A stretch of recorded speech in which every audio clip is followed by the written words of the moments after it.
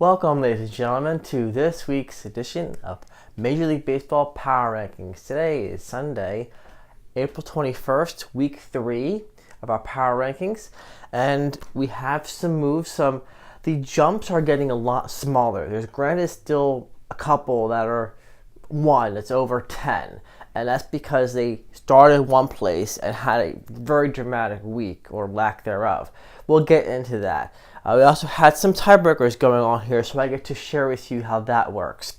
Give a recap for current viewers and an introduction to new viewers. The inspiration behind these power rankings are because the base MLB and ESPN and other sources use highly biased perspectives in doing their power rankings. So I came up with a completely objective algorithm by which to determine where do teams legitimately deserve to be based upon math. Therefore, the points are: you get 3 points for a win, 2 points for an extra innings win, 1 point for an extra innings loss, and 0 points for a 9 innings loss. With obviously rainouts being you don't get points for that game, but when you make up the game, you get more points for that game if you win. So the run differentials, the points are cumulative to the whole season.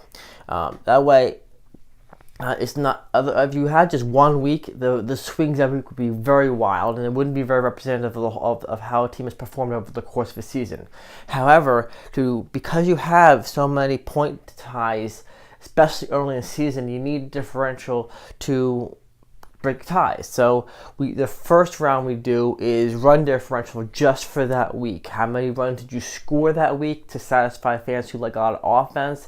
Subtract that from the runs you allowed for the fans that like defense. So therefore your run differential would be like -1 or 10. You've scored 9 more runs than you've allowed, kind of thing, or you've scored 1 less run than you've allowed that week.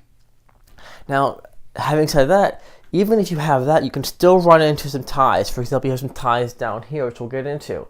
So the next level of tiebreaker is strength of schedule. What rank did your opponents this week do last week? For example, if you played Atlanta and Chicago last week, how did they rank last week? And then I would take the average of those. So you're playing 2 teams, and they both had their own rank. So I would average them out. The other method of tiebreaker is, okay, you're using the weekly this, but what about the cumulative for the whole year? Well, that's something we will go to if the level of the teams was a wash, as we'll get into as we go through this. So, having given you a brief recap of how the rankings are tallied, let's have some fun, shall we? To start off at number 30, which I'm sure this comes as no surprise, Miami being a rebuild. They sold off all their veterans and they've got a bunch of prospects in there. So the fact that they've had a very poor week, I guess they haven't really been poor this week. Miami won 4 games, won 2 games, lost 4. So it was a below average week. But against Chicago and Washington, I don't really expect much from Miami this year, honestly. I have high hopes that they can turn around and become a good team in the future. I like the management that they have, but the players right now they're getting their feet wet and getting experience. Coming in at number 29 are the Baltimore Orioles, who Miami, by the way, is down 2 from last week. They were 28. So this week, down 8 is Baltimore, after going 2-5 against Tampa Bay and Minnesota. After having a fire sale last year, I really thought that this year they were going to stay kind of on the third rank here, the bottom 10 all year long. So it's not surprising that they are down 29. I would like to see them be more competitive. At the same time, not necessarily against their own division, because I'm a bit of a fan of their divisional rival. Having said that, must maintain objectivity. And so after having gone 2 wins and 5 losses this week, they are down 8. Coming in at number 28, down 1 from last week, is the Kansas City Royals. Kansas City having gone 3-3 against the Chicago White Sox and the New York Yankees. They do play Sunday against the Yankees, but I have to go Sunday through Saturday for my power rankings. I would love to be able to eventually one day start the power rankings on like a Monday and have like a Monday through Sunday, so it's a clean cutoff between series, but due to work schedules and everything else of that nature, I have to do the videos on Sunday, which means I have to cut them off on Saturday. So yes, today's games are against the same teams as the last couple of days, Friday and Saturday, but today's games will get kind of towards next week. Having said that, going to number 27, down 9 from last week, are the San Francisco Giants. San Francisco having gone 1 win and 5 losses against Washington and Pittsburgh. They're just kind of in free fall here. I don't think they know who they are, but they're also playing in a brutal division with Arizona, with San Diego, with LA, Colorado. They're just in a rough division. Unless they get some talent in there or they go on a streak, they're probably going to stay down here for a while. So coming in number 26, the Colorado Rockies. Speaking of San Francisco and playing in a rough division, Colorado is not one of those teams I would consider a great threat in the division, but they're still better than San Francisco. Climbing up 4 from last week, they played the San Diego Padres and the Philadelphia Phillies, and they went 5-1 against those two teams. Now, San Diego, I'm sorry, where's my brain? The Colorado Rockies playing against San Diego and Philadelphia isn't exactly a walk in the park. Those are two very strong teams this year, and they're both playing very well to start off a season. So going 5-1, I give a lot of kudos to the Colorado Rockies. They've come together and they beat some solid teams, and at an 8-13 record, they play better this week than their record represents. Coming in at 25 are the Los Angeles Angels of Anaheim. They are down 15. The reason being is because they were in the top 10 last week, but then they had a dismal 0-6 week against the Texas Rangers and the Seattle Mariners. Now, I don't fault them for falling to Seattle, but they weren't competitive against Texas either. So, as a result, granted, later in the season, when you've got a lot of games under your belt, going 0-6 is not going to drop you 15. But being the first month of the season, having a completely 6-game losing streak will kill you in the power rankings. So we'll see how they rebound in the coming weeks. But for this week, they are 25. Coming in at 24, the Boston Red Sox, who are up 2 from last week, after going 3-3 against the New York Yankees and the Tampa Bay Rays. Now, granted, New York is kind of floundering a little bit, and they have the league-leading number of injuries, and they just lost Judge last night. So, but having gone against Tampa as well, they're having a 3-3 week is not bad, especially for a team that has struggled out the gate. So, they're up 2, not a significant jump because it did have a 3-3 week, but they are making strides in the right direction for Boston fans. Coming at 23, the Cincinnati Reds. Cincinnati, having won 4 games and lost 2 against the Los Angeles Dodgers and San Diego Padres, is very mediocre. They held their own against some good teams there. So I give them props for that. They are up 1. And a lot of the reason why they're down here is because they got off to a kind of a mediocre, poor start. But the way they held their own against 2 solid teams between LA and San Diego, they keep that up, they could see themselves rise. Coming in at 22, the Chicago White Sox, being up 7 from last week. So they were down here, and they're climbing up off the backs of going 4 wins and 2 losses against division rivals Kansas City Royals and Detroit Tigers. That's what you want to do.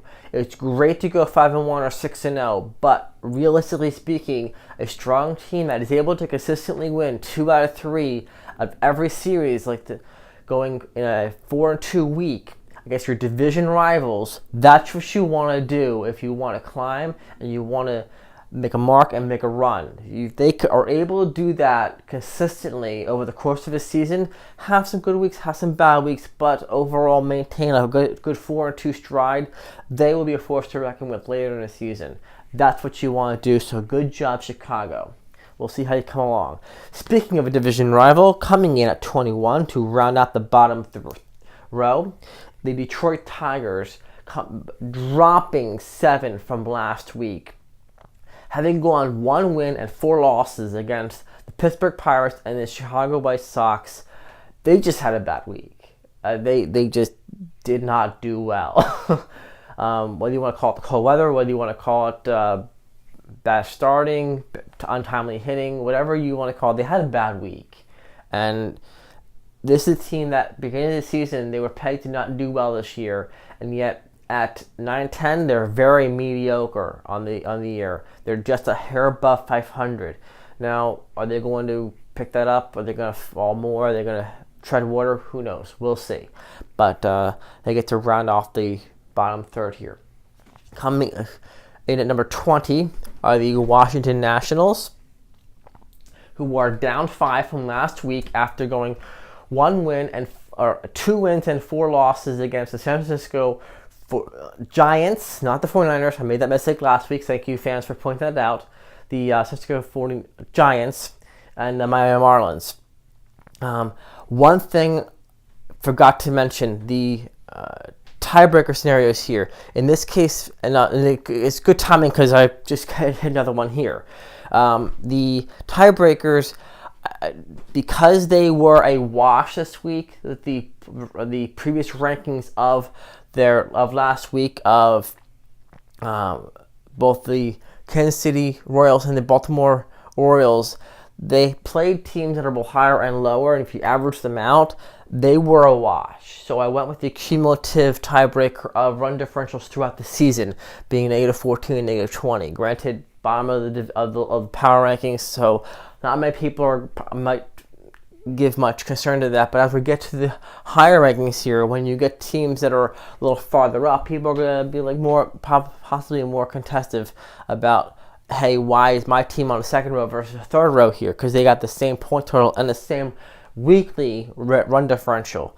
In this case, Washington Nationals have over the course of the season scored 5 more runs than they've given up, while the Detroit Tigers have given up 14 more runs, and they've scored over the course of the season as a nice little tie-breaking differential. Because, like I said, with Kansas City, these two, when you average out their opponents for the week, how those opponents ranked last week, it was a wash. So there was nothing definitive to say, because you can't get, okay, well, they played a number 10 team, they played a number 18 team, so they should be better. Well, they played 2 teams. You have to average that out.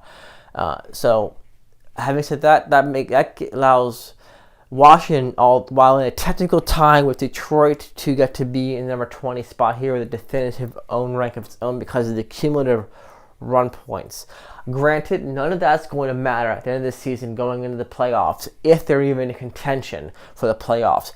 However, for this week's run differential, or for this week's power rankings, it provides a numerical objective approach to say which one is 20, which one is 21.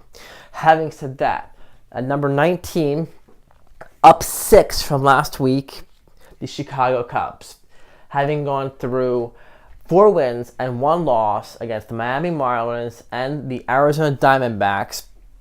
They had a solid week, and they've risen 6 points. I mean, coming in such a short period of time, I mean, rising 6 down the road will be much more impressive than now because of how few games are played. However, rising 6 is still not shabby. They've had a solid week, going 4-1.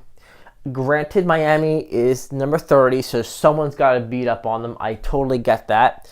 But they still have done what they were supposed to do. They got a little bit of run, and they have a nice little streak for this week. They did well. Coming in at 18, the Atlanta Braves, having won 2, lost 4 against Arizona and Cleveland, did not have a great week, and they are down 7. They were up here last week, and they dropped 7 because of their poor week. This is a team with which the prospects, they are among the league leading in farm system, but the thing that bothers me about that is if they're still in the farm system, why aren't they good enough to get up to the majors? If they're good enough to get up to the majors, then they can contribute to the actual club and help them win games. You look at, for example, the New York Yankees. A couple years ago, they were ranked as the top 3 in farm systems, and now they're like down around 10. Why? Because prospects like Aaron Judge, Gary Sanchez, etc., have been promoted up to the major leagues and are making major contributions to the club. Now, granted, all those players are on the DL right now, but what are you going to do? The reality of the matter is that the fact that they have one of the top-ranked farm systems in the league for multiple years now makes me wonder what's going on with the player development here. Why aren't these players coming up and contributing at the major league level? We want the next Brian McCann. You want the next John Schmaltz. You want the players who to develop, get up there, and help them make a run, especially in a division against Washington, Philadelphia, New York. I mean, are you kidding me? They need to do something with player development to help them become a force within their division. Coming in at number 17, the St. Louis Cardinals, who are down 4 last week, having had a very average week, going 3 wins, 3 losses against Milwaukee and New York Mets. Now, granted, they had a very average week, but they also did play some strong teams in Milwaukee and New York Mets. New York Mets between Syndergaard and DeGrom, who DeGrom hit the DL, but they still have some strong bats, some strong pitching, and Milwaukee with Christian Yelich making headlines all the time with their home runs.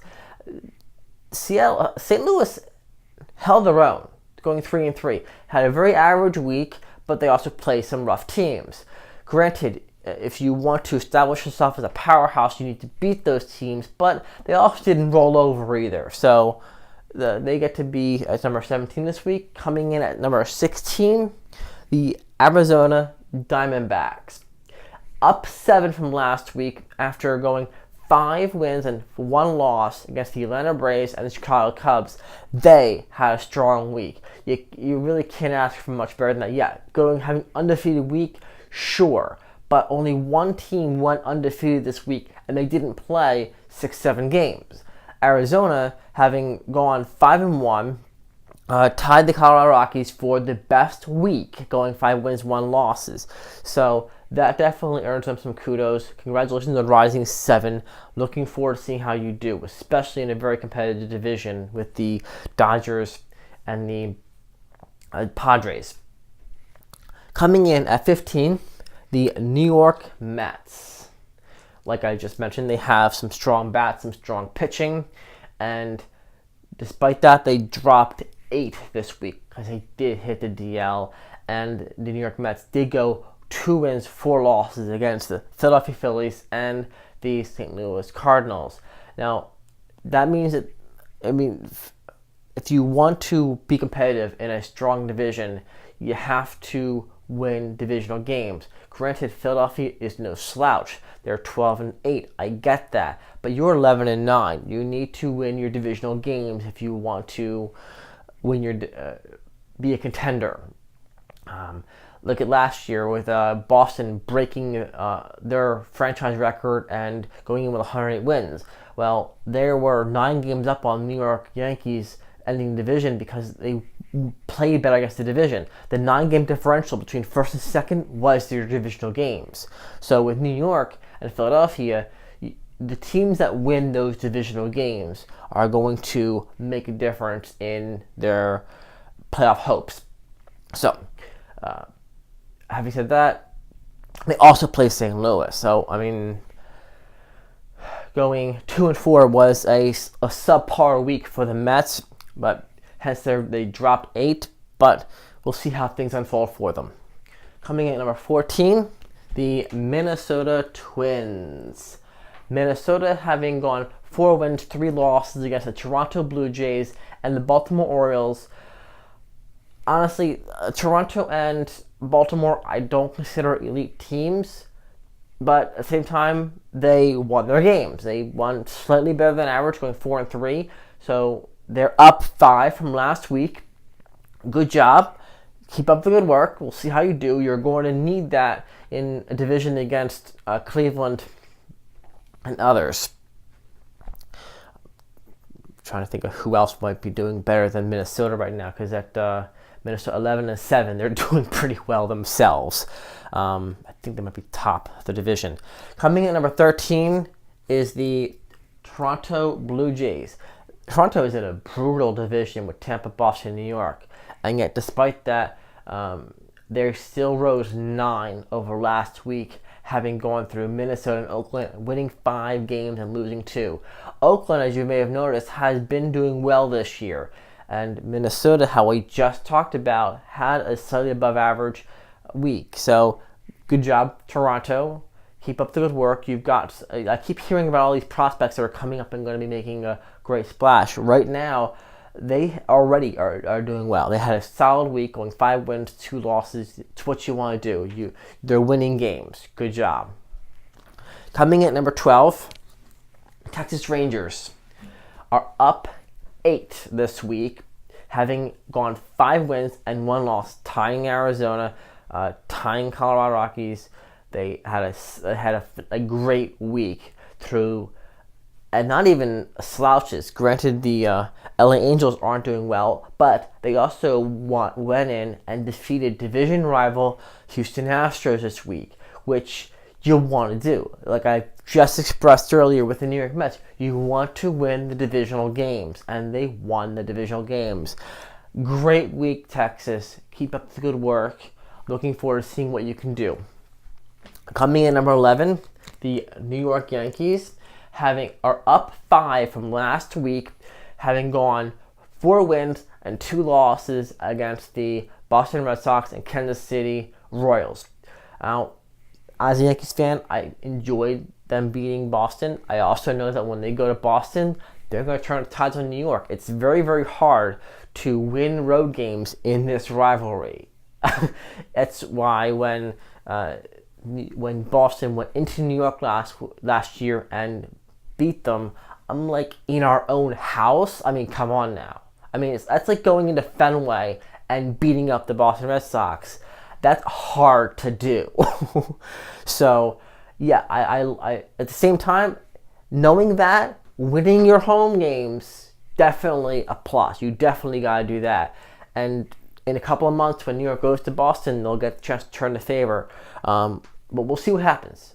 This week, having done very average against Kansas City, but the highlight of the week was their Boston games. That's awesome.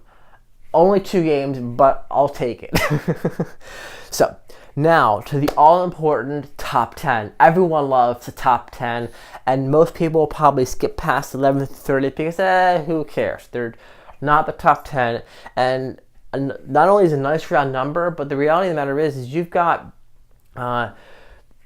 6 division winners and 4 wild cards. So you've got 10 teams going into the playoffs, which means that most likely the top 10 at the end of the season are going to be all of your contenders and your playoff hopefuls. So, having said that, let's see who came in this week, who rounds out the top 10. At number 10, you have the Oakland Athletics. Dropping 6 from last week, I am not at all surprised. I felt that they started the season off overplaying their hand.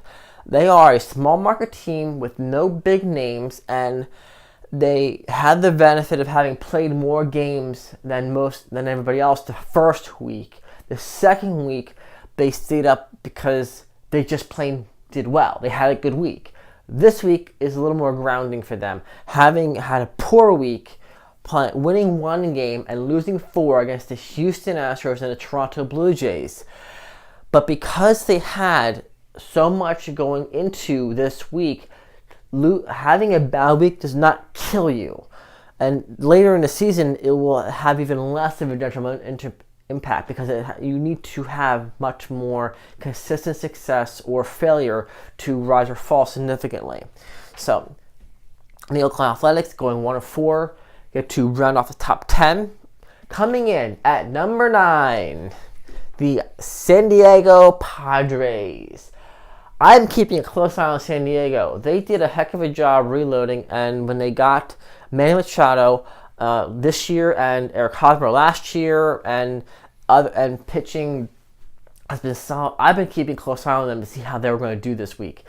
This week, having building them up all this much, had the worst week of every team in the league. And like I just mentioned about the Oakland Athletics, having a bad week when you start off strong does not kill you. Having a 6-game losing streak and having lost every single game of the week against Colorado and Cincinnati, they only dropped 3 from last week. However, should they continue to their streak or have subpar weeks, they won't stay in the top 10 next week. You got too many teams that are trying to break through into the top 10. But for this week, at least they get to hang on to top 10. I do expect it to be very competitive in the division and very competitive in the power rankings this week. They get to ride the coattails of their previous success and stay in the top 10. Coming in at number 8, the Pittsburgh Pirates, rising 9. That's a big jump for any team, but they earned it by going 4 wins and 0 losses against Detroit and San Francisco.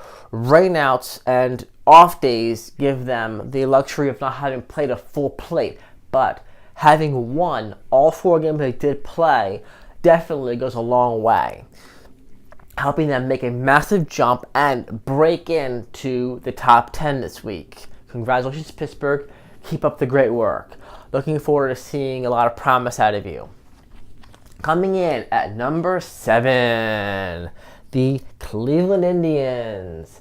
And after going to the World Series a few years back against the Chicago Cubs, I'm not really surprised to see them in the top 10 because they're in a division with which most years is very mediocre at best. So they're going to ride the coattails of a weak division anyway. Having said that, they did win. They did exactly what you're supposed to do if you want to make the playoffs and win your division. They won 4 games, they lost 2, and they did it against, granted, a not so great, a very average Atlanta Braves team. But here's the thing that got me. Cleveland also went in and defeated Seattle. So Seattle, as you may have noticed the last couple weeks, has been doing very, very well. Surprisingly well. So surprising that power rankings aren't really giving them their due justice. They're like, but it's Seattle. Why am I going to rank them high? It's Seattle. Historically, they have not been doing well. And that's the bias in ESPN, MLB, and other analysts. They have so much bias. And I'm doing this strictly objectively. And because Seattle has done well out the gate, and since Cleveland went in and beat them, I give them props, kudos. They have Terry Francona is painfully a very good manager. I say painfully because they're always playing against the teams I like. But at the same time, I have to give my hats off to Terry. He is a good manager. He does a heck of a job. And he maintains his Cleveland Indians as a very competitive team. Coming in at number 6, up 3 from last week, the Philadelphia Phillies. Now, living in the Philadelphia area, I hear it from Phillies fans all the time. I get that, and I want the absolute best for you guys. After spending $1 million or $20 trillion over the offseason, loading up on Remuto, on Harper, and everybody else, you are a loaded team and you have full of potential. But you got to take that, even a battery is full of potential. You got to plug it in and let it run. This week, Philadelphia had a very average week, winning 4 games, losing 3 against the New York Mets and the Colorado Rockies. Colorado not doing so well this year, but the New York Mets are the divisional games. You have to win those. And as such, having a very mediocre week, having a 12-8 record, they have a very solid record, being 4 games over 500, and having a slightly above average week. Congratulations on rising 3 points, three rings here. We'll see how you do this week. Now, the all-important top 5. These are the teams that are that towards the end of the season, the teams that are in the top 5 are most likely your division winners. Number 5 is the Milwaukee Brewers, having risen 1 over last week, going 3-4 against the St. Louis Cardinals and the Los Angeles Dodgers, a 13-9 of the season. Unlike Philadelphia, they slightly subpar, being 3 wins and 4 losses, but they're riding the coattails of having a strong start to the season, going 13-9, and being in the top 5 all season so far. Not bad. They did decent. They didn't have a super phenomenal week, but they didn't hurt themselves too bad easily, and they keep making headlines with all these home runs they're hitting. And Christian Yelich would probably be up for MVP of the league at the end of the year, should he be able to keep up the pace he's been going on. I will remind you that Yelich came from the Miami Marlins when after Derek Jeter and company bought the Marlins and did a fire sale selling off everything.